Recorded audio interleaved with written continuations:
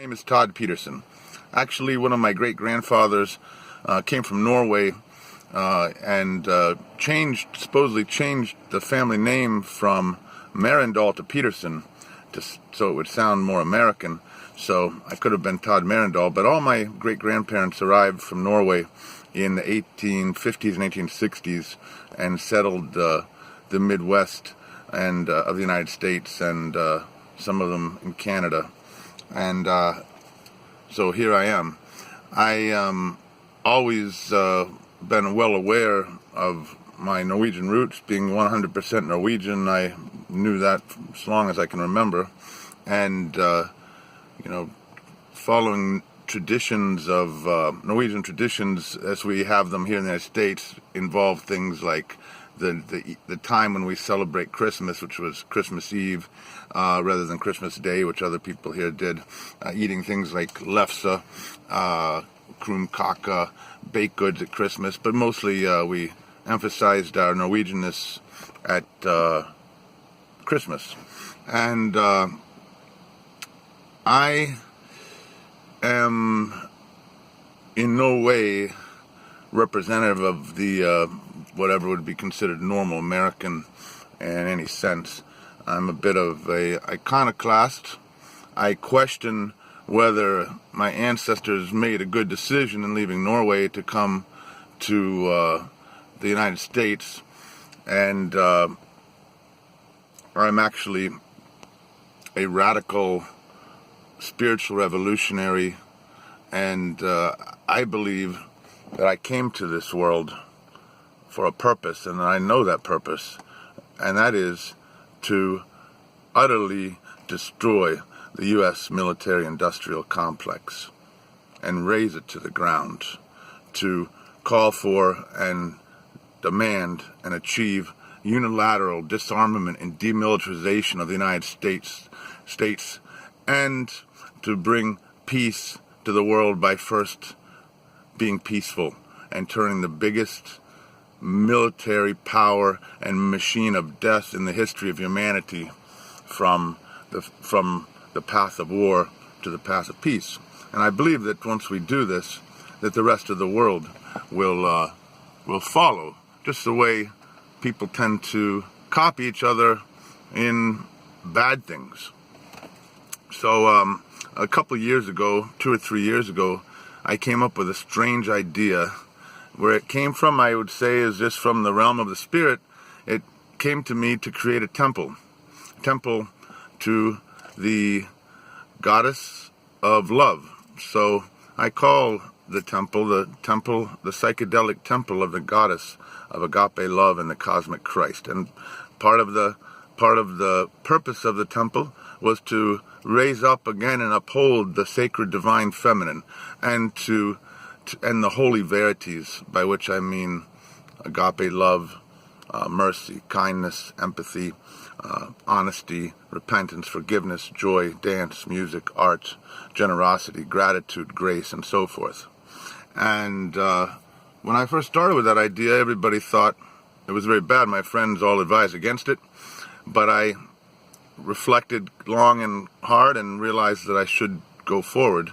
And more signs have come forth in the form of synchronicitous divine communication to let me know that I'm on the right path. And the reason I'm interested in participating in your television show is not because I want to win a prize or travel, although I'd travel all the time. I'm sort of a wandering pilgrim in this world. But what I really would like to do is have some platform where I can find people who understand what I'm talking about and spread the word far and wide and generate more and more support for this concept. The concept of this temple is also, as I said, is related to the divine feminine, something that's talked about by one of our great American mystics, Matthew Fox, who wrote a book called The Coming of the Cosmic Christ, and who's been working with a younger generation of activists to unite the activist movement for social justice with spiritual principles. And I feel that this is very, very important, and that concept is related to something called the new monasticism. And when I started to work on the building a conceptual and practical model for how to establish this temple, I was actually thinking in terms of some sort of a new monasticism. I didn't know the term at the time was actually that it had been around for, I don't know, since the 90s or whenever someone wrote a book about it. I forget the name of the guy at the moment, but in its contemporary origin goes back to the priest, the prophet and martyr Dietrich Bonhoeffer, who was actually talking about the failure of the Christian church during the era of the Nazis. He died hung in a concentration camp for resistance to the Nazis. But he said that the reformation of the church, when it comes, will have to come in the form of a new monasticism, one that's grounded in a complete lack of compromise with the values of the Sermon on the Mount, which is about the concept that you should love the Lord with all your heart and soul and your neighbor as yourself. So the way that these ideas and concepts have come together in my mind and heart and in the world around me has shown to me the truth of the spirit that guides me, and I want to get this message out there. But I have a lot more to say about this and about a lot of other things. But I'm moving forward as fast as I can, but I need support, and I would like to have a place where I can talk to people and know that they will support me. Actually, Scandinavia, Norway, Sweden, Denmark, all are like a shining city on the hill in the world in terms of their attitudes towards other countries, towards development, towards peace.